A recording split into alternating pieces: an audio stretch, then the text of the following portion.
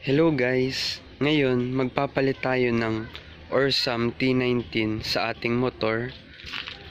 Yan siya. Ang ating Mio Sporty. Bale guys, napundi na din yung ilaw nitong ating Mio Sporty. Napalitan na din natin kaso bulb type. Ngayon, itatry natin itong LED type. Tingnan natin kung gaano kaliwanag. Itatesting natin yan guys mamayang gabi. Tingnan natin kung gaano kalakas. Yan. Ito guys yung nakalagay sa kanyang box.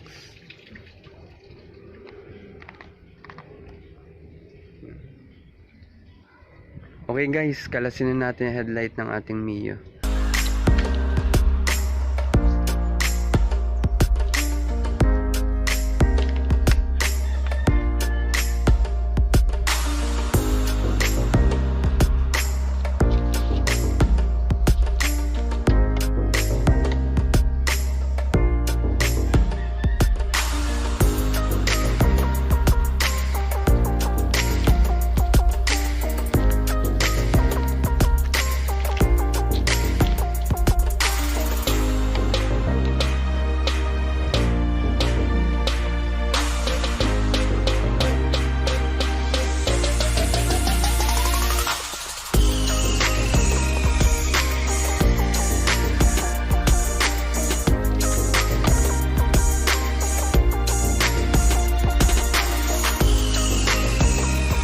Ayun guys, natanggalin natin yung cover sa headlight. Ngayon ito na ang tatanggalin natin. Guys, natanggalin natin yung bulb sa kanyang socket. Ito guys, yung nakalagay sa ating headlight. Ito yung ating bulb na tinanggal. Dito.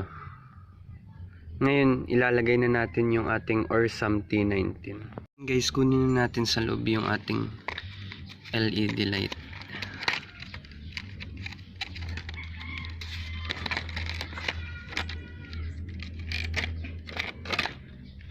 Yan, ito siya guys.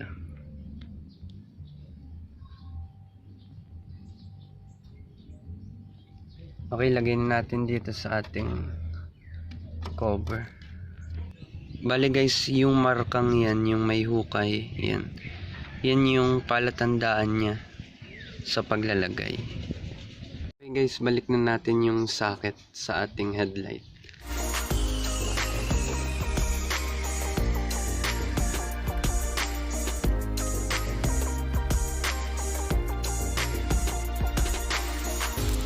Testing muna natin guys kung nagana yung ating pagkakakabit.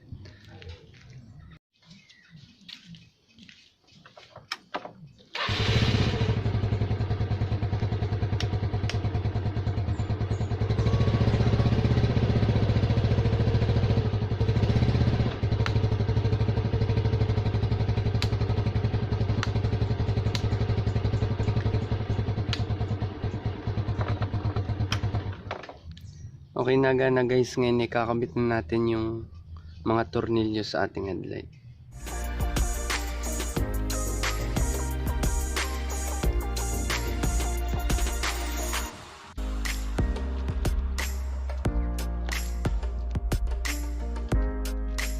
Yan na, ikabit na natin guys. Ngayon ay itatesting natin yan mamayang gabi.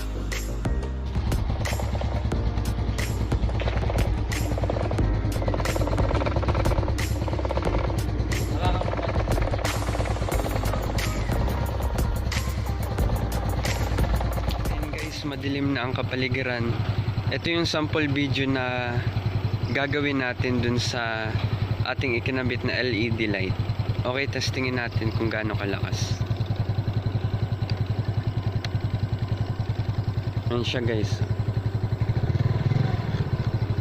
Naka-low siya. High natin. Yan, high. Low. High, low. Ayan, napakaliwanag niya guys.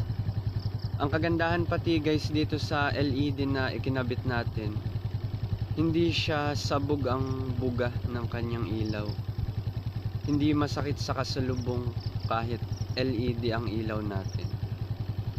Ipon kasi guys yung kanyang ilaw, hindi kagaya ng ibang LED na sabog ang headlight, kaya masakit sa kasalubong. Ito guys, malinaw, talagang focus yung kanyang ilaw. Ayun guys, kitang kita nyo naman, no? Ayun, na-focus siya, lalo pag inihay natin. Ayun guys.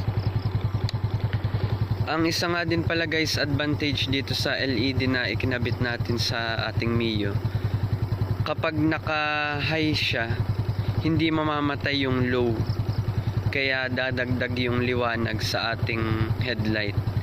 Kumbaga hindi mamamatay yung low kapag inihay natin yung ating ilaw. Ayun guys, tingnan nyo, pag inihay natin, hindi mawawala yung low, dadagdag lang yung high. Ayun guys, nandun pa rin yung low natin, dumagdag lang yung high, hindi siya namamatay. Kaya isang advantage din yun na maliwanag yung nasa malapit natin, maliwanag din yung nasa malayo. Okay guys, salamat sa inyong panonood.